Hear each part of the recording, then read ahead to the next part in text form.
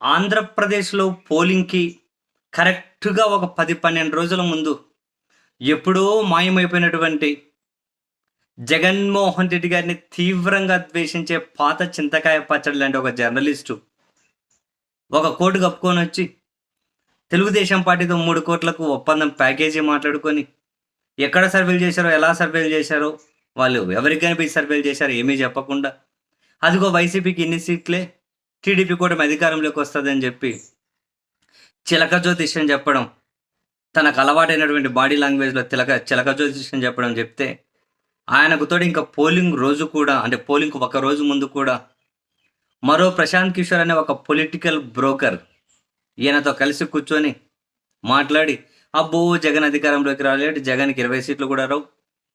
పోయిన 19 లేటివి అంటే అంటే ఐ మీన్ స్వాప్ అవుతాయి. అంటే వైసీపీకి వచ్చిన 151 టీడీపీకి, టీడీపీకి వచ్చిన 23 వైసీపీకి అన్నీ కూడా రావు. చాలా దారుణంగా ఓడిపోబోతున్నారు. మరి ఈ పొలిటికల్ బ్రోకర్ ఎక్కడ సర్వేలు చేశారో, ఆంధ్రప్రదేశ్‌తో ఏం సంబంధం ఉందో, ఆయనకి ఎక్కడ టీము ఏం తెలియదు. నాకు తెలిసి ఆంధ్రప్రదేశ్‌లో ఒక్కసారి కూడా అడుగుపెట్టినట్లేదు. జగన్మోహన్ రెడ్డి గారి తర్వాత ఒక డీల్‌కి తిరస్కరణ గురైన తర్వాత, జగన్మోహన్ రెడ్డి గారి ముందు ఈయన పెట్టిన ఒక డీల్ అనేది కొట్టేసి పక్కన చెత్తబుట్టలో పడేసిన తర్వాత ఒక్కసారి కూడా ఏపీలో అడుగు కూడా పెట్టి ఉండరు.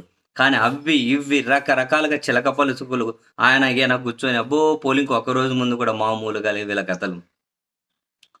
వీటన్నిటి మీద తాజాగా జగన్మోహన్ రెడ్డి గారు వాళ్ళ పార్టీ నాయకులతోటి, కొందరు ఐపాక్ ప్రతినిధులతోటి జరిగినటువంటి సమావేశంలో మరీ ముఖ్యంగా ప్రశాంత్ కిషోర్‌కు కూడా దిమ్మ తిరిగిపోయే విధంగానే ఆయనేముంది మధ్యలో, ఆయన ఊహించనన్ని సీట్లు దేశం మొత్తం మన వైపు చూడబోతోంది జూన్ 4వ తేదీ.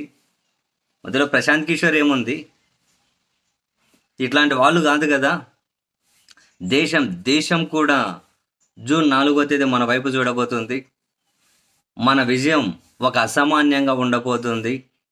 అంత బ్రహ్మాండమైన విజయాన్ని మనం సాధించబోతూ ఉన్నాం అని చెప్పి జగన్మోహన్ రెడ్డి గారు ప్రశాంత్ కిషోర్ పేరును కూడా ప్రస్తావించుకుంటూ, ఇటువంటి వాళ్ళని దేకాల్సిన అవసరం లేదు, దేశమే మనల్ని జూన్ 4న దేకబోతుంది, చూడబోతుంది అని చెప్పి బ్రహ్మాండమైన కౌంటర్ ఇచ్చారు.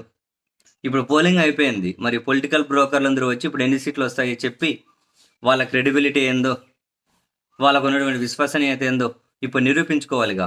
ఎవరు నోరు తెరవట్లే, కిమ్ అనకుండా కూర్చున్నారేంటి? ఏంటి మాస్టరు అందరూ కిమ్ అనకుండా కూర్చున్నారు? రండి, అభిప్రాయాలు ఏంటో చెప్పండి. మరి ఇప్పుడు పోలింగ్ జరిగేంత వరకు జనాలను మ్యానిపులేట్ చేయాలని చెప్పి పిచ్చి కూతలన్నీ కూసారుగా. ఇప్పుడు ఏటికి వేరే ఆ పిచ్చి కూతలన్నీ కోయకుండా యాగుహలో దాక్కున్నారు.